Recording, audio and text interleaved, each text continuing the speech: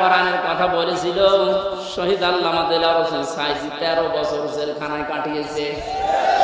কোরআনের কথা বলেছিল আমাদের ইমাম আবু হানিফা 8 বছর জেলখানায় কাটিয়েছে। কোরআনের কথা যারাই বলেছে তাদের জীবন পড়েন। সাইয়্যিদ কুতুব রহমাতুল্লাহ আলাইহি শহীদ কোরআনের কথা বলার কারণে জেলখানায় ফাঁসির মঞ্চে গেছে, জেলখানায় বসে তাফসীরে ফি জিলালিল কোরআন লিখেছে। কোরআন একদিকে কথা বললে জালেমরা ছেড়ে দিয়ে জুলুম করে হত্যা করে মেরে ফেলে। এই যে আল্লামা দেলাওয়ার হোসেন সাইদির নামের আগে আপনি শহীদ লিখেছেন, এটা খেলা করার জন্য না। কারণ অনেকেই বলছে উনি মারা গেছে। কে বলেছে মারা গেছে? ওনাকে মেরে ফেলা হয়েছে। উনি আমার পাশের ছেলে ছিল, উনি 1 নম্বরে, আমি 4 নম্বরে। হুজুরের সাথে একদিন দেখা হয়েছিল 10 মিনিটের জন্য। যেদিন ওনারে নিয়ে যায় আমি তো ওই সময় জানি না উনি মারা গেছে। পরের দিন সংবাদ পেলাম। পাশাপাশি জেলে কিন্তু সংবাদের কোনো মাধ্যম নেই, কেউ বলেও না যে উনি মারা গেছে। পরের দিন পেপার আসলো, দেখলাম উনি মারা গেছে। পরবর্তীতে বাইরে আসার পরে যে ভিডিওগুলো দেখলাম, ওনাকে যখন নামায় গাড়ি থেকে যে একটা হাসি দিয়েছিল, এই হাসি দেখেই বোঝা যাচ্ছে যে ওনাকে অবশ্যই মেরে ফেলা হয়েছে। এই সত্যটা প্রকাশ করার জন্য যে ডাক্তার দায়িত্ব ছিল কোলাঙ্গারে মোস্তফা জামানকে একটু নিয়ে আসেন তো দেখি। এমনি সব বেরিয়ে গেল। মারা গেছে কথা জীবনও বলবেন না, ওনাকে মেরে ফেলা হয়েছে। ওই জেলের যখন দায়িত্ব ছিল জেলার সুপার, তারা এখন সব সত্য কথা বলে ফেলছে, কারণ ভয় এখন আর নেই। জালেম সব বিদায় নিয়েছে, এখন সব সত্য বেরিয়ে যাচ্ছে। ওরা বলছে ওনারা আমাকে যেদিন নিয়ে যাবে সেদিন বলেছিল একটু সই করেন, আপনাকে আমরা মুক্ত করে দেব নির্বাহী আদেশে। এ কথা শোনার পর একটা হাসি দিয়েছিল যে না জানি এতদিন পর আমার পরিবারের লোক, আমার অনুসারী যারা, আমার কলিগ যারা, আমার সাথে যারা ইসলামী আন্দোলন করে, অন্তত তাদের সাথে আমার দেখা হবে, এই জন্য তিনি হাসি দিয়েছিলেন। এই মিথ্যা কথা বলে সই করিয়ে নিয়ে বের করে সেই ইনজেকশন পোষ করে মেরে ফেলেছে।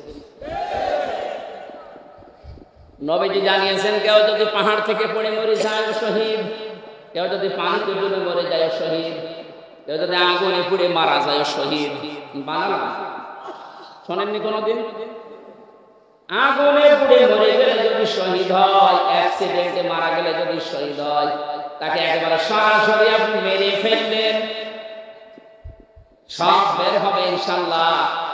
এই জন্য শহীদের শব্দটা যার তার নামের আগে লাগাবেন না। কোন জালেমের নামে এই শব্দ লাগানো যায় নেই, কারণ শহীদ এটা আমার আল্লাহর বন্ধু। কিয়ামতের দিন যে 4 প্রকার মানুষের সাথে থাকার জন্য আহ্বান জানানো হয় আল্লাহর কাছে, তার ভিতরে শহীদ 3 নম্বরে। আমায়াতিল্লাহ ওয়ার রাসূল ফাউলাইকা মা'আল্লাযীনা আন'আমাল্লাহু আলাইহিম মিনান নাবিয়্যিনা ওয়াস-সিদ্দীকিনা ওয়াশ-শুহাদা'i ওয়াস-সালিহিন। আল্লাহ রাব্বুল আলামিনের জন্য সকল মানুষের মুখের উপরে নোটিশ দিয়েছেন, এই কথা কখনো বলবি না যে সাইদি মারা গেছে, না সে শহীদ হয়েছে।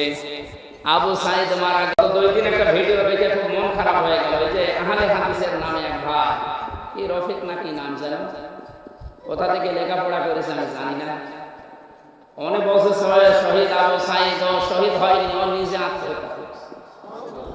হাজার হাজার মানুষ ওখানে যে উনি বুক পেতে দিল। আরে ভাই, বুড়ো মানুষ এমনি পেতে দেয়?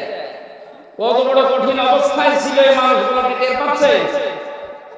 এই 17 বছর লক্ষ লক্ষ যুবকেরা লেখাপড়া করে 5 ক্লাস পাস, এরপরও কোটার কারণে, এই জালেমদের কারণে চাকরি পায়। 5 পয়েন্ট হয়ে চাকরি হয় না, 2 পয়েন্টে চাকরি হয়ে যাচ্ছে। গোপালগঞ্জের দৃশ্যগুলো দেখেননি কি কারবার চলছিল? এই জালেমের সামনে নিজের জীবন দিয়ে জুলুম থেকে মুক্ত করার জন্য উনি জীবনটা দিল, আর আপনি এখন শহীদ বলতে রাজি না? কি আর একবার মরে দেখানো লাগবে? কোরআনের কথাগুলো খুব খেয়াল করে শোনেন তো, হয়তো আপনি এইভাবে চিন্তা করেন। যারা আলেম আছে তাদেরকে বলছি, ওয়ালা তাকুলু লিমান ইয়াকতালু ফি সাবিলিল্লাহি আমওয়াত বাল আহইয়াউন ওয়ালাকিন লা তাশকুরুন।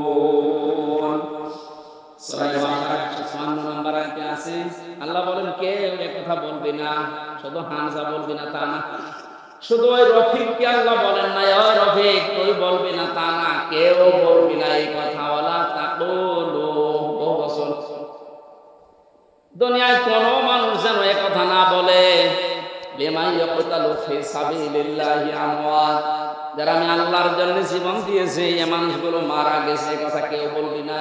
এই নোটিশ দিয়েছেন কে? কারণ কথা বলে মানুষ কি দিয়ে? মুখ দিয়ে কথা বলে, এই জন্য আল্লাহ মুখের উপরে নোটিশ দিলেন কেউ বলবি না দুনিয়ায় এই কথা, যারা মারা গেছে। ওরা মারা যায়নি, বালা হায়াউন, বরং ওরা জিন্দা জীবিত। ওয়ালাকিন লা তাশউরুন, কিন্তু তোরা টের পাস না। এই কথাটা আমি বানালাম। বলেন শহীদ এই শব্দটা কত উঁচু শব্দ, কত দামি শব্দ, টের পাননি তাই? আপনি তো কোনা চেবেন, কোনার ভেতরে থাকেন, বলে আমরা কি কোরআনের কথা বলি না? বলবে না, কারণ সে জালেমের জুলুমের সামনে জীবন দিয়েছে। এতটুকু আল্লাহ শেষ করেননি, মানুষ যেহেতু মুখ দিয়ে বলতে পারে এই জন্য মুখের উপরে নোটিশ দেওয়ার পরে আল্লাহ অন্তরের উপরে নোটিশ দিয়েছে। কারণ মানুষ ধারণা করে কি দিয়ে? কথা বলে না কেন? আল্লাহ তাহসাবান্নাল্লাযীনা কুতিলু ফি সাবিলিল্লাহি আমওয়াতা বাল আহইয়াউন ইনদা রাব্বিহিম ইরযাকুন। এটা সূরা আলে ইমরানের 159 নম্বর 69 নম্বর আয়াতে আছে। 4 নম্বর পারার 11 নম্বর পৃষ্ঠা 8 নম্বর লাইনে আছে। তাফসীরে ফি জিলালিল কোরআনে পাবেন। আল্লাহ পাক বলেন ধারণাও করবি না, যারা আমি আল্লাহর জন্য জীবন দিয়েছে এই ধারণা করবি না যে ও মারা গেছে। মুখ দিয়ে বলা নিষেধ, ধারণা করাও ধারণা করবি না কেন? বালা হায়াউন, বরং তারা জীবিত, জিন্দা, ইনদা রাব্বিহিম ইরযাকুন, তারা তাদের রবের কাছে রিজিক পাচ্ছে। ও দশরবাসী, মানুষ ঘুমিয়ে থাকলে খাওয়া লাগে, জীবিত থাকলে খাওয়া লাগে, জেগে থাকলে খাবার খেলে মানুষের রক্ত, গোশত, চর্বি, চামড়া এগুলো তৈরি হয়। সুতরাং বাস্তবতা এইটাই, যেহেতু ওনারা জীবন দিয়ে শহীদ হয়েছে এই জন্য মারা যায়নি, ওনারা এখনো জীবিত, আল্লাহর কাছে খাবার পাচ্ছে, তাও জান্নাতি খাবার। খাবার খেলে মানুষের শরীরে রক্ত তৈরি হয়, এর বাস্তব প্রমাণ আমির হামজা, নবীজির চাচা হযরতে হামজা রাদিয়াল্লাহু তাআলা আনহু শহীদ হওয়ার পর তাকে যখন কবরে দেওয়া হয়, 30 বছর পরে মদিনায় একবার বিশাল ঢল হয়েছিল, ব্যাপক।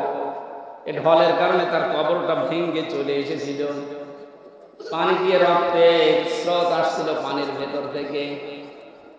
ওই সময় উহুদের ময়দানে হযরতে হামজার সাথে যারা যুদ্ধ করেছিল এখন তারা মুরব্বী হয়ে গেছে। রক্ত অনুসন্ধান করতে গিয়ে দেখে 30 বছর আগে উহুদের ময়দানে মুহাম্মদ রাসূলুল্লাহর চাচা হযরতে আমির হামজার যেখানে যেখানে কাফেররা আঘাত করেছিল ওই জায়গা দিয়ে এখনো ফিনকি দিয়ে তাজা রক্ত বের হয়ে আসছে। উনি যদি খাবার না খাবে 30 বছর পরে শরীরে রক্ত আসলো কোথা থেকে? বলো, 30টা বছর কবরে আছে, এরপরও ফিনকি দিয়ে রক্ত বের হচ্ছে ওই জায়গাগুলো দিয়ে। তার মানে আল্লাহর কোরআনের আয়াত 100 বার সত্য, যেমন জীবিত এবং শহীদরা আল্লাহর কাছে আল্লাহ নিজে তাদেরকে খাওয়ান। এই জন্য যারা একথা বলছেন, আজ মানুষের ভিতরে বিভ্রান্তি ছড়াচ্ছেন, অবশ্যই আপনি কিছু না কিছু মনে হয় খেয়েছেন। ইহুদি খ্রিস্টান দাদা বাবুদের কাছ থেকে কিছু হয় খেয়েছেন, নাই গাঁজা খেয়েছেন। যেমন তেমন গাঁজা না, মিয়া গাঁজা। তাছাড়া এই কথা কেউ বলতে পারে কিসের আলেম হয়েছে না তো বুঝি না। কোরআনের স্পষ্ট আয়াত এগুলো, সূরা বাকারার 154 নম্বর আয়াত, সূরা আলে ইমরানের 159 নম্বর আয়াত। আরো দেখানো লাগবে আপনাকে, 93টার উপর আয়াত আছে শুধু শহীদদের মর্যাদার কথা বলতে গিয়া, আর তারা এখন উল্টাপাল্টা ছড়াচ্ছে। এই যেহেতু টাকা পয়সা পাচ্ছে কারণে জালেমদের তো টাকার অভাব নেই, কোটি কোটি টাকা এখন বিভিন্ন জায়গায় জালেমদের আছে, ওই টাকাগুলো এই জালেমদের আছে। কারণ এগুলো আরেকটা জালেম। কোরআন যারা গোপন করে এরা আল্লাহর কাছে সবচাইতে বড় জালেম। এটা তো আমি বানালাম না। ওমান আযলামু মিম্মান কাতামা শাহাদাতান ইনদাহু মিনাল্লাহ ওয়ামাল্লাহু বিগাফিলিন আম্মা তা'মালুন। সূরা বাকারা প্রথম নাম্বার পারা 20 নাম্বার পৃষ্ঠা 13 নাম্বার লাইনের 140 নাম্বার আয়াতের প্রথম অংশে আছে। আল্লাহ পাক বলেন, বড় জালেম দেখতে চাও দুনিয়ায়, আমেরিকায় যাওয়া লাগবে না, ভারতে যাওয়া লাগবে না, সবচাইতে বড় জালেম আমি আল্লাহর নিকটে। আসলাম ইসমে তাফজিল, এর চাইতে বড় শব্দ আর নেই, এটা সুপারলেটিভ ডিগ্রি। আল্লাহ বলেন বড় জালেম আমি আল্লাহর কাছে ওই লোকটা যার কাছে কোরআন থাকার পরে দুনিয়ার কোনো স্বার্থ পেয়ে গোপন করে দেয়। এটা বাংলাদেশে নেই।